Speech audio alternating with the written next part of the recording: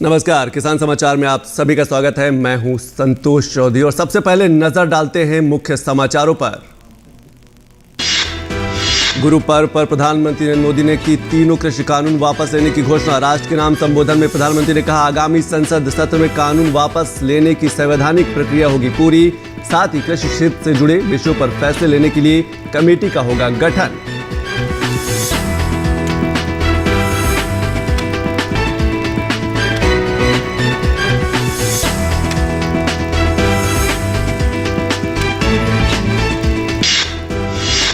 प्रधानमंत्री नरेंद्र मोदी ने आज राष्ट्र को संबोधित करते हुए तीनों कृषि कानूनों को वापस लेने की घोषणा की। प्रधानमंत्री ने कहा कि इस महीने के अंत में शुरू होने जा रहे संसद सत्र में तीनों कृषि कानूनों को वापस लाने की संवैधानिक प्रक्रिया पूरी कर ली जाएगी। प्रधानमंत्री ने कहा कि सरकार ने आज ही कृषि क्षेत्र से जुड़ा एक और अहम फैसला लिया है। जीरो बजट खेती यानी कि प्राकृतिक खेती को बढ़ावा देने के लिए एमएसपी को और अधिक प्रभावी और पारदर्शी बनाने जैसे विषयों पर फैसले लेने के लिए एक कमेटी का गठन किया जाएगा।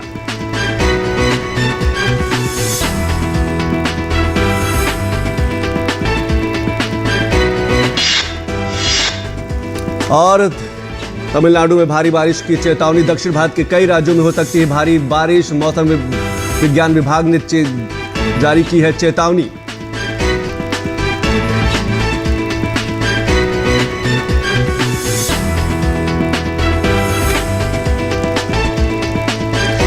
तो खबरों पर विस्तार से नजर डाले थे और इस समय की सबसे बड़ी खबर यह है कि प्रधानमंत्री नरेंद्र मोदी ने आज राष्ट्र को संबोधित करते हुए तीनों कृषि कानूनों को वापस लेने की घोषणा की है। प्रधानमंत्री ने कहा कि इस महीने के अंत में शुरू होने जा रहे संसद सत्र में इन तीनों कृषि कानूनों को वापस लाने की संवैधानिक प्रक्रिया पूरी कर ली जाएगी। हमने 3 कृषि कानूनों को वापस लेने का, रिपील करने का निर्णय लिया है। इस महीने के अंत में शुरू होने जा रहे संसद सत्र में, इसी महीने में हम तीनों कृषि कानूनों को रिपील करने की संवैधानिक प्रक्रिया को पूरा कर देंगे। साथियों, मैं आज अपने सभी आंदोलनरत किसान साथियों से आग्रह कर रहा हूं, आज गुरु पर्व का पवित्र दिन है। अब आप अपने अपने घर लौटे, अपने खेत में लौटे, अपने परिवार के बीच लौटे। आइए एक नई शुरुआत करते हैं, नए सिरे से आगे बढ़ते हैं। प्रधानमंत्री ने कहा कि सरकार ने आज ही कृषि क्षेत्र से जुड़ा एक और अहम फैसला लिया है। जीरो बजट खेती यानी कि प्राकृतिक खेती को बढ़ावा देने के लिए एमएसपी को और अधिक प्रभावी और पारदर्शी बनाने जैसे विषयों पर फैसले लेने के लिए एक कमेटी का गठन भी किया जाएगा। आज ही सरकार ने कृषि क्षेत्र से जुड़ा एक और अहम फैसला लिया है। जीरो बजट खेती यानी प्राकृतिक खेती को बढ़ावा देने के लिए देश की बदलती आवश्यकताओं को ध्यान में रखकर क्रॉप पैटर्न को वैज्ञानिक तरीके से बदलने के लिए एमएसपी को और अधिक प्रभावी और पारदर्शी बनाने के लिए ऐसे सभी विषयों पर भविष्य को ध्यान में रखते हुए निर्णय लेने के लिए एक कमेटी का गठन किया जाएगा। इस कमेटी में केंद्र सरकार, राज्य सरकारों के प्रतिनिधि होंगे, किसान होंगे, कृषि वैज्ञानिक होंगे, कृषि अर्थशास्त्री होंगे। साथियों, हमारी सरकार किसानों के हित में काम करती रही है और आगे भी करती रहेगी। और राष्ट्र को संबोधित करते हुए प्रधानमंत्री नरेंद्र मोदी ने कहा कि देश के छोटे किसानों की चुनौतियों को दूर करने के लिए सरकार ने चौतरफा काम किया है।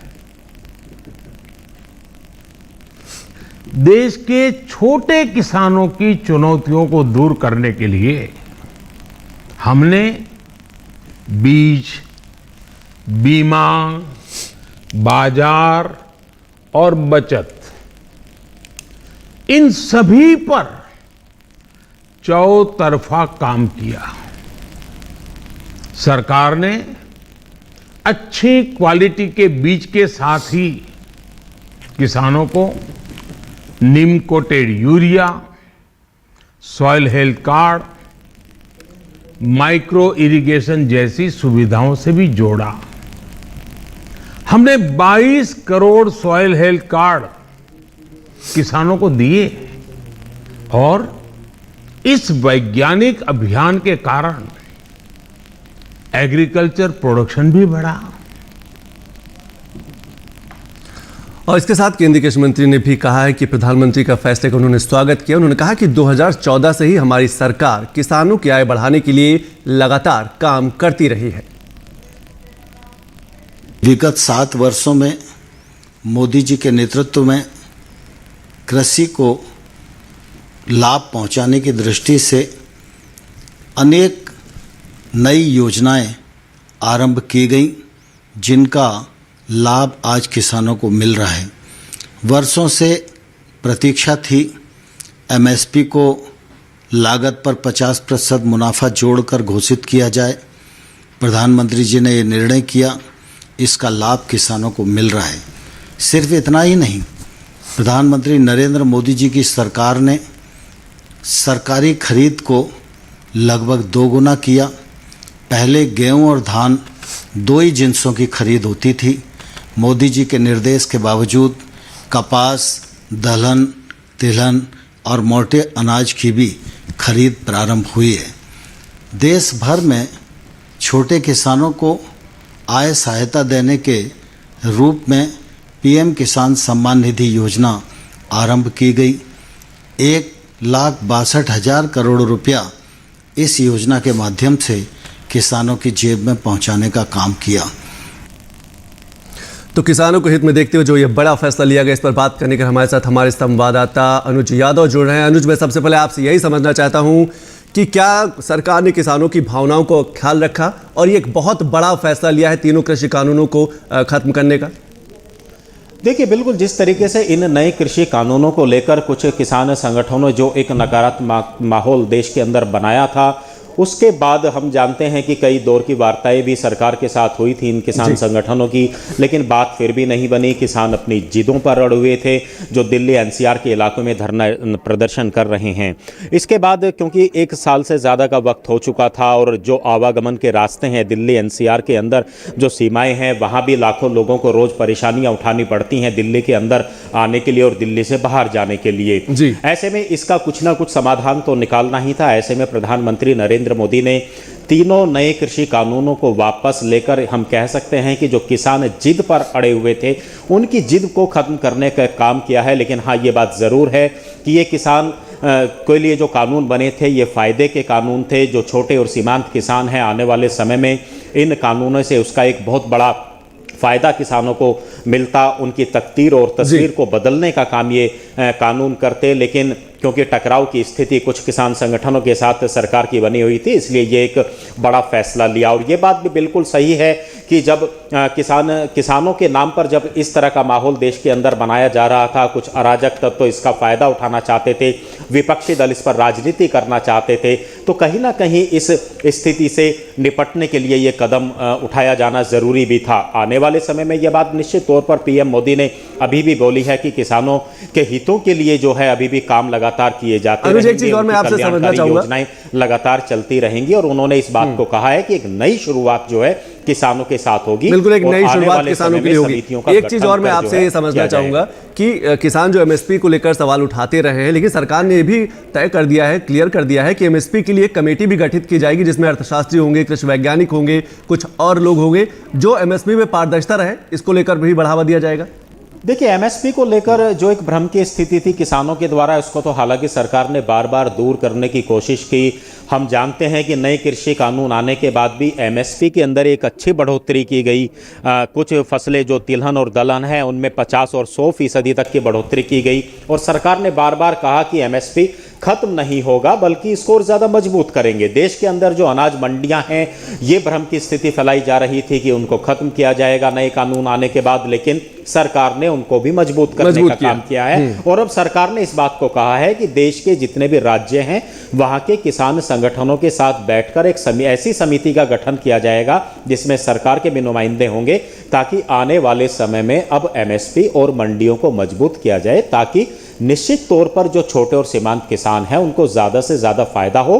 और पीएम मोदी और केंद्र सरकार का लगातार यही मकसद रहा है कि जो एक किसानी और कृषि के क्षेत्र को हम जानते हैं कि कुछ समय पहले घाटे का सौदा माना जाता था, धीरे धीरे उसको नफे में कैसे लेकर आया जाए, किसानों की आमदनी को दोगुना कैसे किया जाए, ये सारे जितने भी बिल्कुल हैं, जितने इसीलिए प्रधानमंत्री जी ने बीमा बाजार और बचत की भी बात कही है। एक समय की बेहद कमी। एक लास्ट कमेंट आपसे ये भी समझना चाहूंगा कि बुंदेलखंड की अगर हम बात करें तो अर्जुन सागर परियोजना वहां पर लॉन्च होने वाली है, जिससे आने वाले दिनों में किसानों को बेहद फायदा होगा। आपको लगता है कि बुंदेलखंड में जो पानी की समस्या थी और पानी से जो पलायन की समस्या थी उस पर कहीं अंकुश लगेगा? देखिए, बुंदेलखंड के अंदर सिंचाई की कोई बड़ी परियोजना ही नहीं थी। बुंदेलखंड एक ऐसा इलाका है जो हमेशा मीडिया की सुर्खियों में बनता था। वहाँ गरीबी, वहाँ किसानों की दुर्दशा हमेशा मीडिया की सुर्खियाँ बनते थे। और ये वो बुंदेलखंड का इलाका है, चाहे वो मध्य प्रदेश का झांसी का इलाका हो या महोबा का इलाका हो जो उत्तर प्रदेश में आता है। यहाँ पर सिंचाई परियोजनाओं की बहुत बड़ी ज़रूरत थी, और आज हम निश्चित तौर पर इस बात को कह सकते हैं कि ये भी किसानों के हित में एक बहुत बड़ी योजना है जो प्रधानमंत्री मोदी लेकर आ रहे हैं, और जिसका आज शुरुआत वहां पर होगी। और आने वाले समय में हम देखेंगे कि बुंदेलखंड जैसे इलाकों के अंदर भी सिंचाई की एक अच्छी व्यवस्था देखने को मिलेगी और लहलहाती फसलें देखने को मिलेंगी। बहुत बहुत शुक्रिया अनुज इस सभी जानकारी के लिए। तो सरकार ने बहुत अहम फैसला लिया है कि तीनों जो कृषि कानून हैं वो रद्द होंगे, समाप्त होंगे। इसके साथ साथ बुंदेलखंड में एक बड़ा बदलाव आने वाला है, क्योंकि अर्जुन सागर परियोजना के माध्यम से जो सिंचाई का रकबा है, लाखों हेक्टेयर सिंचाई का रकबा बढ़ने वाला है। क्योंकि बुंदेलखंड की सबसे बड़ी जो समस्या थी वो पानी थी और पानी से बढ़ता पलायन था, लेकिन आने वाले दिनों में अर्जुन सागर जो परियोजना है उससे बड़े बदलाव नजर आएंगे। और तीनों कृषि कानून पर प्रधानमंत्री के फैसले का स्वागत करते हुए गाजीपुर में किसानों ने मिठाइयां बांटकर अपनी खुशी जाहिर की है।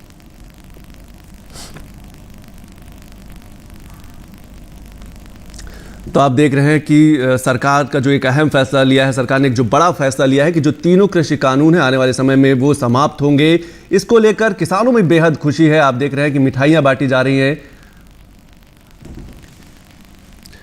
और इसके साथ साथ राजनीतिक दल के नेताओं ने पार्टी लाइन से ऊपर उठकर प्रधानमंत्री के फैसले का भी स्वागत किया है। मैं बहुत बहुत बधाई देता हूं सभी देशवासियों को आज गुरु नानक देव जी के पवित्र प्रकाश पुरब की। आज का वो दिन है जो गुरु नानक देव पातशाह जी का बहुत बड़ा दिन हम सारी पूरी दुनिया और कायनात मनाती है। ऐसे में गुरु नानक देव जी ने कीर्ति को बहुत बड़ा बताया है। गुरु नानक देव जी ने यहाँ तक कह दिया, कीर्त करो, नाम जपो, वंड छको। तो कीर्ति को जो उन्होंने बहुत बड़ा सम्मान दिया था, आज वो दिन सामने है। आज के दिन देश के प्रधानमंत्री जी ने तीनों कानूनों को रद्द करने की बात कही। हमारे लिए ये बहुत पवित्र दिन है और इस अनाउंसमेंट की बहुत बड़ी अहमियत है, क्योंकि गुरु नानक देव पातशाह जी ने ही ये कृपा की है और उनकी कृपा से ही ये संभव हुआ है। इसलिए एक सिख होने के नाते मेरे लिए इस बात की बहुत बड़ी अहमियत है कि गुरु नानक देव जी के प्रकाश पुरब वाले दिन इसको अनाउंस किया गया। प्रधानमंत्री जी ने आज ही वो इस सारी बात को लेकर अपनी बात कही है। तो मुझे सिर्फ इतना ही कहना है कि उन्होंने सारी विस्तार से चर्चा करने के पश्चात जो है वो सारी चीज़ों को सही परिप्रेक्ष्य में देखते हुए जो भी निर्णय लिया है प्रधानमंत्री जी ने, उसका हम स्वागत करते हैं।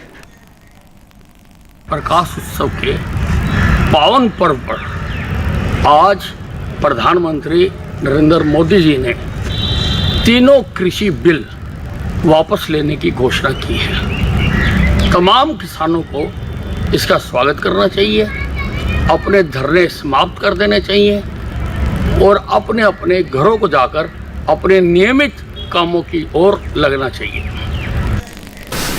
कृषि कानूनों को प्रधानमंत्री श्री नरेंद्र मोदी जी ने रद्द करने का ऐलान किया। और इससे ये पता चलता है कि प्रधानमंत्री श्री नरेंद्र मोदी जी जहाँ एक निर्णायक व्यक्तित्व के मालिक हैं और इस व्यक्तित्व में एक ऐसा दिल धड़कता है जो गरीबों के लिए है, किसानों के लिए है। जब उन्हें लगा कि कृषि कानून जो है वो किसान भाई नहीं चाहते हैं तो उन्होंने अपना ही निर्णय रद्द करने से गुरेज नहीं किया। किसान भाइयों को बधाई देता हूँ कि अब हमें सभी को जो है जुट जाना चाहिए इस देश को आगे ले जाने के लिए और जल्द ऐसा काम करना चाहिए कि श्री नरेंद्र मोदी जी के नेतृत्व में ये भारत देश परम वैभव तक पहुँचे। कि किसी भी सरकार का यही प्रयास होता है कि उसके किए गए कार्यों से सबका साथ, सबका विश्वास और सबका विकास साथ में चले। हरियाणा, पंजाब, पश्चिमी यूपी के कुछ किसान संगठन इसका विरोध कर रहे थे। इन सब को ध्यान में रखते हुए और संवेदना दिखाते हुए प्रधानमंत्री जी ने आज ये कानून वापस लिया। हालांकि इस कानून में कोई गड़बड़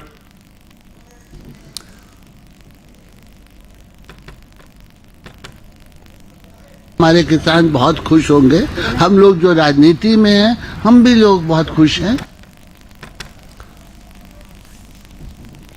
तो राजनीतिक दलों की जो प्रतिक्रियाएं हैं वो लगातार आ रही हैं। जो तीनों कृषि कानून है सरकार ने वापस लेने का फैसला कर लिया है। इसी के साथ उत्तर प्रदेश के मुख्यमंत्री ने भी फैसले का स्वागत किया है।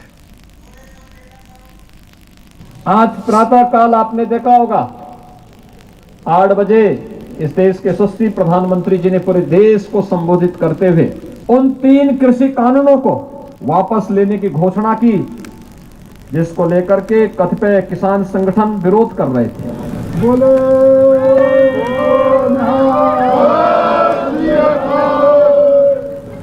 ये कृषि कानून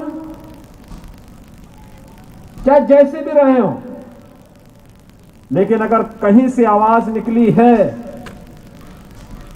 तो लोकतंत्र में इस आवाज को हम अनसुनी नहीं कर सकते। ये हमारी कमी थी कि हम लोगों ने सही चीज समय पर उन लोगों तक पहुंचाने में कोताही बरती होगी, लेकिन जब कहीं से आवाज उठी है तो उसकी भी सुनवाई होना। और प्रधानमंत्री नरेंद्र मोदी के फैसलों और सौगातों से बुंदेलखंड स्थित महोबा और झांसी में डिफेंस इंडस्ट्रियल कॉरिडोर और पेयजल सहित कई प्रमुख पहलों से आने वाले दिनों में एक बड़ा बदलाव नजर आएगा। अर्जुन सागर परियोजना से बुंदेलखंड में सिंचाई की समस्या दूर होगी, सिंचित क्षेत्र का रकबा बढ़ेगा और किसानों को नई नई खेती करने का मौका मिलेगा, जिससे उनकी आर्थिक स्थिति सुधरेगी। पानी की समस्या दूर होगी तो बुंदेलखंड की पलायन की समस्या से भी निजात मिलेगी। और इन परियोजनाओं में अर्जुन सहायक परियोजना, रतौली बियर परियोजना, भवानी बांध परियोजना और मझगांव मिर्च छिड़काव परियोजना भी शामिल है। बुंदेलखंड के लोगों के लिए शुक्रवार का दिन काफी खास रहने वाला है। प्रधानमंत्री नरेंद्र मोदी महोबा को विकास की कई परियोजनाओं की सौगात देने वाले हैं। इन परियोजनाओं में अर्जुन सहायक परियोजना, रतौली बियर परियोजना, भवानी बांध परियोजना, मझगांव मिर्च छिड़काव परियोजना शामिल है। इनके पूरा हो जाने से महोबा, हमीरपुर, बांदा, ललितपुर जिलों में लगभग 65,000 हेक्टेयर भूमि की सिंचाई में मदद मिलेगी, जिससे क्षेत्र के लाखों किसान लाभान्वित होंगे। इन परियोजनाओं से क्षेत्र में पीने योग्य पेयजल भी उपलब्ध होगा। बुंदेलखंड क्षेत्र के लिए लाइफलाइन मानी जाने वाली अर्जुन सहायक परियोजना से कई नदियों के जल को एकत्रित कर नहरों के द्वारा महोबा, हमीरपुर, बांदा के खेतों और गांवों तक पानी पहुंचाया जाएगा। बदलाव आएगा और प्रधानमंत्री के बुंदेलखंड को दी गई सौगात से आने वाले दिनों में एक व्यापक बदलाव देखने को मिल सकता है। अर्जुन सागर परियोजना से बुंदेलखंड में पानी और सिंचाई की समस्या दूर हो जाएगी और जो बुंदेलखंड पानी की विभीषिका झेलता था, खेतों में फसल नहीं होती थी, वो बुंदेलखंड आज हरित फसलों की तरफ आगे बढ़ेगा। महोबा, हमीरपुर और पूरे बुंदेलखंड में क्या होगा बदलाव, इस पर बात की हमीरपुर राठ भाजपा विधायक मनीषा अनुरागी ने।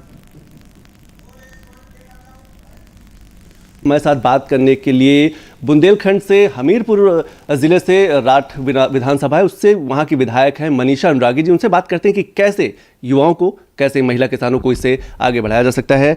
मनीषा जी, मेरा सबसे पहला सवाल कि हमने अभी कुछ दिनों पहले देखा कि पूर्वांचल एक्सप्रेसवे का उद्घाटन हुआ।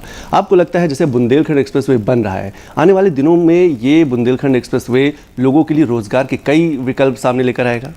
देखिए, अभी हम लोगों ने देखा कि पूर्वांचल एक्सप्रेस का लोकार्पण आदरणीय प्रधानमंत्री जी ने किया और हम लोग देख रहे हैं, इस चीज़ का अनुभव भी कर रहे हैं कि जब बुंदेलखंड एक्सप्रेसवे जो कि बुंदेलखंड के जनपदों से निकल रहा है, मेरी विधानसभा क्षेत्र से भी निकल रहा है, तो स्वाभाविक सी बात है कि जब ये बुंदेलखंड एक्सप्रेसवे का 80% काम हो चुका है और मुझे लगता है बहुत जल्दी इस कार्य को भी हम लोग पूर्ण कर लेंगे और जनता जनार्दन को इसको समर्पित करेंगे। उसके साथ साथ ही जो हमारे बुंदेलखंड की एक महत्वपूर्ण समस्या रहती है पलायन की, तो मुझे लगता है इस दर्द को आदरणीय प्रधानमंत्री जी ने और मुख्यमंत्री जी ने समझा है और वहाँ पर इस बुंदेलखंड एक्सप्रेसवे के साथ साथ एक डिफेंस कॉरिडोर का निर्माण भी सरकार कर रही है और उससे हमारे यहाँ का जो पलायन था वो रुकेगा और वहाँ के बेरोजगारों को, वहाँ के मजदूरों को, वहाँ के वंचितों को अपने घर में रहकर ही उनको वहाँ पे रोजगार मिलेगा और अपने परिवार का वो आराम से भरण पोषण कर पाएंगे। आपने पलायन की बात की है तो बुंदेलखंड की एक और समस्या है पानी, पलायन और पानी। अगर हम पानी की बात करें तो क्या कुछ ऐसी योजनाएं वहाँ पर आ रही हैं जिससे जो सिंचित क्षेत्र है वो बढ़ेगा और उससे सीधे सीधे किसानों को भी लाभ होगा? देखिए, बुंदेलखंड हमेशा से सूखे की मार झेलता रहा है, चाहे पीने के पानी की मार रही हो या कृषि की रही हो। तो इन दोनों चीज़ों पर जो बुंदेलखंड के अहम मुद्दे थे, चाहे पलायन हो या पीने के पानी हो या कृषि क्षेत्र को हमको सिंचित करना हो, उन सभी मुद्दों पर सरकार ने काम किया है और अभी आदरणीय प्रधानमंत्री मोदी जी महोबा आ रहे हैं। ऐसी पेयजल से संबंधित और कृषि से संबंधित उन योजनाओं का वो लोकार्पण करेंगे। एक बहुत बड़ी परियोजना जिसका वो लोकार्पण करने वाले हैं, अर्जुन सहायक परियोजना, जिससे ऐसा बहुत बड़ा एरिया जो लगभग कई वर्षों से असिंचित था और वो पूरे एरिया को हम लोग इस अर्जुन सहायक परियोजना के माध्यम से उस कृषि क्षेत्र को सिंचित कर पाएंगे और जो हमारी सरकार की उद्देश्य है कि हमें किसानों की आय को दोगुना करना है, तो इस दिशा में हम लोग लगातार कार्य कर रहे हैं और इस दृष्टि से इस योजना के माध्यम से उन किसानों को लाभ मिलेगा, उनका कृषि का जो एरिया है वो सिंचित होगा। कि अगर हम उत्तर भारत की बात करें तो कई ऐसे राज्य हैं जहाँ पर महिलाएं जो है पुरुषों के बराबर काम करती हैं या कहें कि ज़्यादा काम करती हैं, लेकिन जब हम भागीदारी की बात करते हैं, हिस्सेदारी की बात करते हैं तो काफ़ी पीछे रह जाती है। आपको लगता है कि उन्हें भी ट्रेनिंग देने की ज़रूरत है, प्रशिक्षण देने की ज़रूरत है ताकि वो भी खेती में आगे आए और आर्थिक रूप से मजबूत हों? इस दिशा में हम लोग लगातार प्रयासरत हैं कि किस तरह से महिलाओं की में जागरूकता करके उनको जो हम हिस्सेदारी की बात कर रहे हैं उस दिशा में उनको आगे बढ़ा सकें और जो रूढ़िवादी परंपराएं थी उनको तोड़ करके उनको सीधे हम लोग फ्रंट में आकर के उनको लाभ दिलाने का कार्य कर सकें।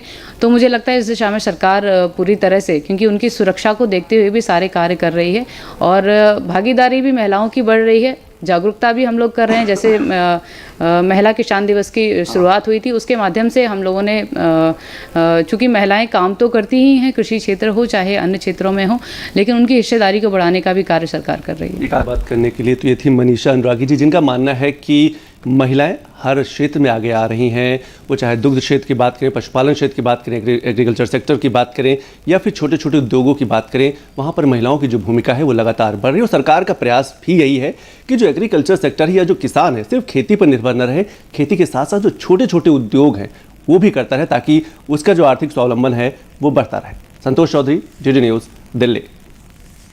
तो इन्हीं खबरों के साथ किसान समाचार में आज अभी बस इतना ही। नमस्कार।